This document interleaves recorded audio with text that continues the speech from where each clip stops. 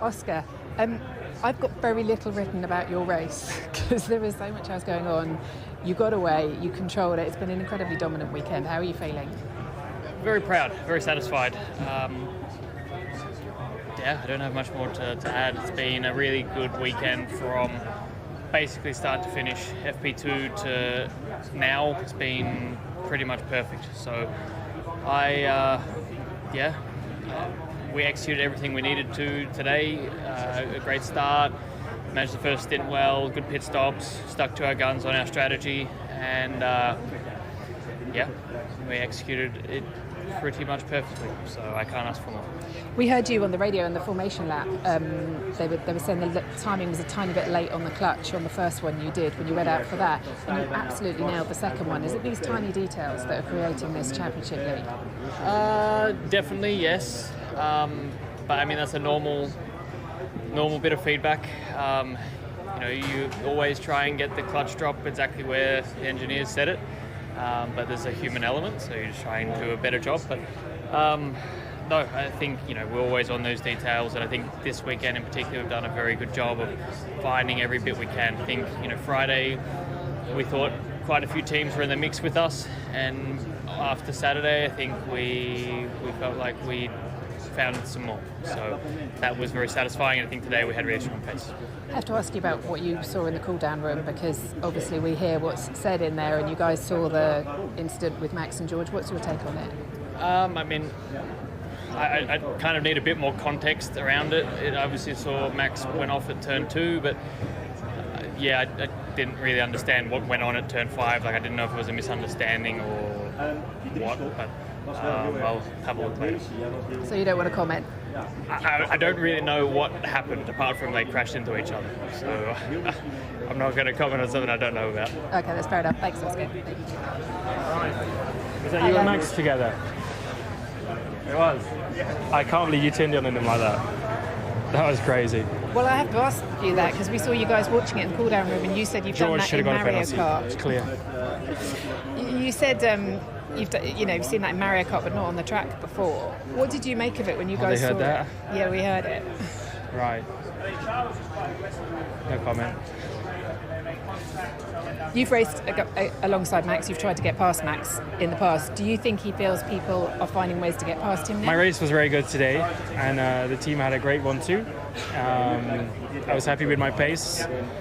It's just too difficult to follow around a track like this. So, I'll put another spin on it then. If kids are watching and they go karting and they try and move on that, they've seen that on a Formula 1 race. Is it an example that should be set? That's not for me to say. You know the answer. Okay. I think I do, but I can't say that. I'm not a racer. I'm not a Formula 1 driver. Can you understand being in the car and being frustrated? Of course. I get frustrated all the time. That's life. That's sport. But yeah. Let's talk about your start, because unfortunately you got ahead. You lost about 4 seconds, we reckon, in total by that. So is that what cost you a win today, or challenging Oscar for the win today, do you think, or was it not there? That's difficult to say. I think maybe it lost me out some opportunity to try to. I don't think it cost me the win. Oscar was quick when he needed to be. He was always saving it. He had cleaner. It's not like I was half a second a lap quicker than Oscar. There's a couple hundredths, maybe a tenth at times that splits us, and as soon as you get within 3 seconds, you're easily losing 1/10. So it was just the dirty air cost me more than anything. I had my chance just to try and catch back up. It was just not, especially around this track with the tires screaming for help all the time. It's just not possible. So I maybe lost out some opportunities to attack a little bit more and put him under a bit more pressure, but I don't think necessarily a win was possible today. Thank you. Thanks.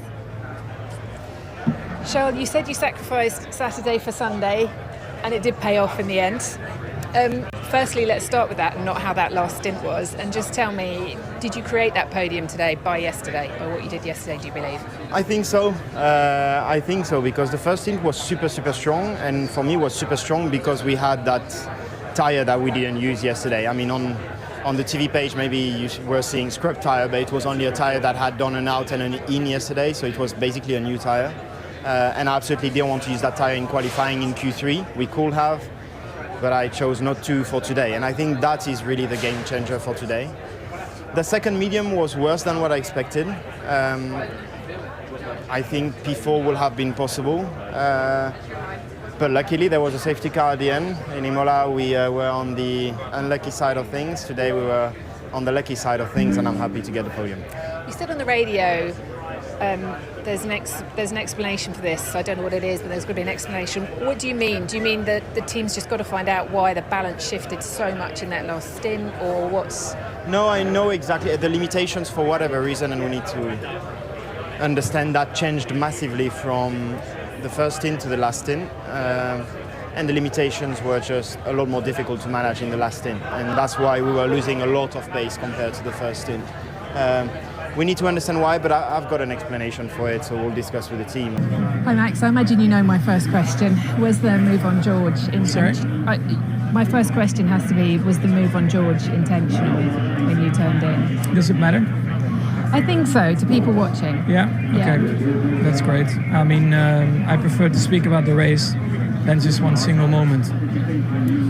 The moment itself got you a 10-second penalty though, and that pushes you back down to 10th, so it affects your driver's title hopes this year. If there are any. So I think we are way too slow anyway to fight for the title. I think that was clear again today. We tried to do a 3-stop, and I think it was quite good. It was quite racy, but we also needed it because we had actually quite a bit of degradation on the tires. So I think that was good. Unfortunately, then of course the safety car came out at the end, and we basically ran out of tires to use, and the hard tire was clearly not the right tire. I mean, when you only have 6 laps to go, everyone can go flat out, and I was severely grip limited on the hard. Just before that moment, it was like, would you rather be a sitting duck in third or a sitting duck in first had you stayed out for the safety car or not pitted when you did and just tried to cling on to those tires? Of course, afterwards, we have to look at it again. Of course, new tires, or at least fresh tires, they do make quite a bit of a difference as well. So I think no one really expected maybe that the hard tire was so poor. But when it was only 6 laps, maybe it would have been better to stay out, yes. But that's, of course, a bit easier to say right now. And just finally for me, leading up to the end of the race there, you were saying in the car that the ride is completely broken. You were unhappy about Lawson and Behrman's tussle in front of you, and then on the radio when GP came on and said, you need to give the place back, there was a lot of frustration going on in the car. Is that what resulted in the move at the end of the race? Is that where it came from? Because you pull off something like the move in Imola, and we all see what an incredible driver you are. And it's horrible to see that shine taken off. Is it? With a comment about that. I think so, for fans and for kids watching, I think so. Yeah? Okay, well, that's your opinion. Yeah? Yeah. So we leave it there. All right, thanks, Max. Hi, Lewis. We heard the radio at the end where you said something is wrong with this car. Can you tell us how it felt and what you were dealing with? Not particularly. It was just not a great day. Just not a great day. Also on the strategy call, would you talk about that to us? Strategy was good. Team did a great job. That's it. I hate seeing you in this mood. It's hard to see you in this mood. What do you want me to say? I know I just had a really bad day, and I've got nothing to say. I totally understand that. It was a difficult day. There's nothing else to add to it. It was terrible. There's no point explaining it. It's not your fault. I just what else to say? I do understand that. I just hope that they find answers for you. I'm sure they won't. They'll probably just me.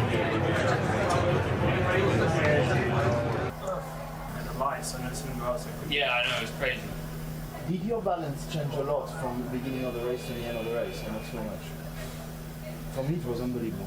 Really? I don't know what happened. Like, first 2 stints, I was really happy. And then I went for the last medium and I was nowhere compared to it. That's my cup off the same stuff. Yeah. Just from like the first 5 laps of the stints to the end, with like a difference crazy. Every tire's not the same. No, you got a lot closer to making the 3 walk. Ultimately finished 6th. Yeah. And I think he over. Yeah, the 3 was pretty good. 3 yeah. Yeah, blue flags are a bit mad. Whoa. It was terrible today. But there was one where... Look at that. Oh my god. And then we You almost touched here, no? Now we touched here. Ooh, look, you just I was just trying to fix turned the into. You just turned into. But bad? How? Actually, you got a penalty for that? Oh Oh! my god. I've done that before in Mario Kart. How bad was it when you went on the marbles though? Mate, I passed Cole The vibrations. on the straight. They tried to turn for turn one and just went.